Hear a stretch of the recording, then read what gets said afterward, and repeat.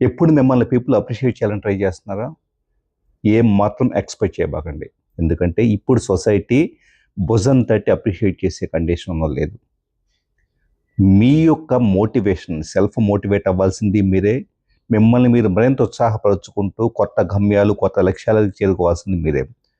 So, అంతే తప్పించి ఎవరో వచ్చి భుజం తట్టేసి "నువ్వు బాగా చేస్తున్నావు, ఇంకాస్త బాగా చెయ్యి, ఇదిగో ఈ సలహాలు తీసుకో" అని చెప్పేసని చెప్పే ఓపిక, తీరుబడి ఎవ్వరికీ లేదు. ఎవ్వరి గొడవ వాళ్ళదే. సెల్ఫ్ సెంట్రిక్‌గా, స్వార్థంగా నేనెలా బతకాలి అని చెప్పేసని ప్రతి ఒక్కళ్ళు కూడా తమ గురించి తాము పూర్తి స్వార్థంతో ఆలోచిస్తూ బతికేసొస్తున్న రోజుల్లో ఎవరి అప్రిషియేషన్ కావాలి? అసలు ఎందుకు అప్రిషియేషన్ కావాలి? ఎందుకు అప్రిషియేషన్ కావాలంటే దురదృష్టవశాత్తు మనం పెరిగిన విధానం అలాంటిది.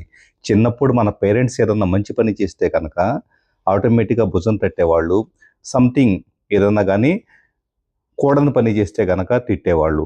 ఈ రెండిట్లో ఒకటి యాక్సెప్టెన్స్, ఒకటి రిజెక్షన్, ఈ రెండిటిని కూడా అలవాటు పడిపోయేసి పెరిగి పెద్దయ్యి మనకి ఇండివిడ్యువాలిటీ వచ్చిన తర్వాత కూడా మనకంటూ సొంత వ్యక్తిత్వము, నిర్ణయాత్మక శక్తి వచ్చిన తర్వాత కూడా ఏది మంచిదో, ఏది చెడో అర్థమైన తర్వాత కూడా మన మీద మన కాన్ఫిడెన్స్ లేక మనం ఎంత మంచి పని చేసినా, ఎంత గొప్పగా అచీవ్ చేసినా కూడా ఎవడో పక్కన అప్రిషియేట్ చేస్తే ఆటోమేటిక్‌గా ఓకే. ఐ యామ్ యాక్సెప్టెడ్ అని చెప్పేసని ఒక పారాసైట్ లాగా వేరే వాళ్ళ అప్రిషియేషన్ మీద డిపెండ్ అయ్యేసి బతకాల్సిన పరిస్థితిలో మనం ఈరోజు ఉన్నాం. సో, డెఫినెట్‌గా ఇది చాలా బాధాకరమైన విషయం. ఎందుకంటే ఒకళ్ళ మీద డిపెండ్ అయ్యేసి మీ సెల్ఫ్ ఎస్టీమ్‌ని గానీ, సెల్ఫ్ రెస్పెక్ట్‌ని గానీ తాకట్టు పెడితే గనక డెఫినెట్‌గా మీరు ఎంత గొప్ప స్థానానికి ఎదగాలనుకున్నా కూడా ప్రతి క్షణము కూడా వేరే వాళ్ళ కోసం వెయిట్ చేయాల్సొస్తుంది. సో, ఆ డిపెండెన్సీ తగ్గించుకోండి. మీకు మీరు ఇక్కడ ఎవ్వరో కూడా మిమ్మల్ని గమనించి ఏదో సినిమాల్లో చూపిస్తూ ఉంటారు. హీరోయిన్, హీరో వచ్చేటప్పటికి అందరూ నిద్రపోతున్నప్పుడు చాలా చీకట్లో కూర్చొని చదువుకుంటా ఉంటే గనక గ్లోరిఫై చేసి డైరెక్టర్ చూపిస్తే గనక అబ్బా! ఎంత బాగా తీశారని చెప్పేసి అనుకుంటూ ఉంటారు. ఇక్కడ మీరు హీరో, హీరోయిన్ అయినా కూడా మీ మీద లైట్ పెట్టి మీరు చాలా కష్టపడుతున్నారు అని చెప్పేసని మిమ్మల్ని ఉదాత్తంగా చూపించటానికి ఏ డైరెక్టరు ఉండరు. ఎవరో మిమ్మల్ని దూరంగా చూస్తూ అబ్బా! శ్రీధర్ గారు ఎంత కష్టపడుతున్నారని చెప్పేసి మురిసిపోయే వాళ్ళు ఎవరో ఉండరు. ఎవ్వరు ఉండరు. Just it's our soul journey. మనకు మనమే మోటివేట్ చేసుకోవాలి. మనకమే ఉత్సాహం తెచ్చుకోవాలి. మనకు మనమే లక్ష్యాలు నిర్దేశించుకోవాలి. రాత్రింబగళ్ళు కష్టపడుతూ ఉండాలి. అంతే తప్పించి nobody is there to support you and motivate you.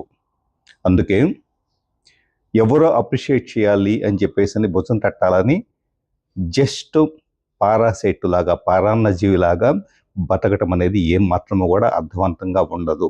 ఎవరైతే ప్రపంచవ్యాప్తంగా గొప్ప స్థానాలకు ఎదిగారో వాళ్ళు తమ సోల్ జర్నీని, తమ ఇండివిడ్యువల్ జర్నీని ఇష్టపడుతూ ప్రతి క్షణము తమల్ని తాము కరెక్ట్ చేసుకుంటూ వచ్చే అబ్స్టికల్స్ని అర్థం చేసుకుంటూ తమ పాత్ని దానికి తగ్గట్లుగా మార్చుకుంటూ ఎదిగారు తప్పించి ఎవరి గైడెన్స్ కోసమో, ఎవరి అప్రిషియేషన్ కోసమో వెయిట్ చేసేసి ఎదిగిన వాళ్ళు కాదు. కాబట్టి మీ జర్నీని చాలా కాన్ఫిడెన్స్‌తో, చాలా పవర్ఫుల్‌గా హార్డ్ వర్క్ నమ్ముకొని ఎవ్వరి గురించి ఆగకుండా, ఎవరి గురించి ఆలోచించకుండా ముందుకు సాగండి. డెఫినెట్‌గా సక్సెస్ అనేది మీ సొంతమవుతుంది.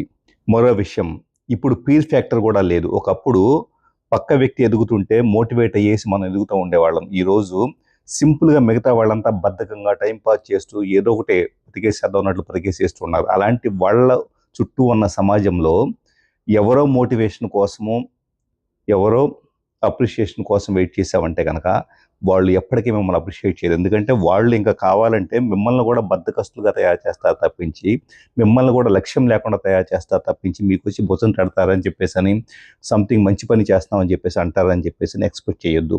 ఎందుకంటే ప్రతి ఒక్కళ్ళు they are simply passing their time. So, life ఎలా ఉండాలో యూ హ్యావ్ క్లారిటీ. ఒక మంచి గోల్ ఉంది. ఆ లక్ష్యబద్ధంగా కొనసాగు. All the best. మరో ఇంట్రెస్టింగ్ వీడియోతో మళ్ళీ కలుస్తాను. మీ నల్లమోస్తూ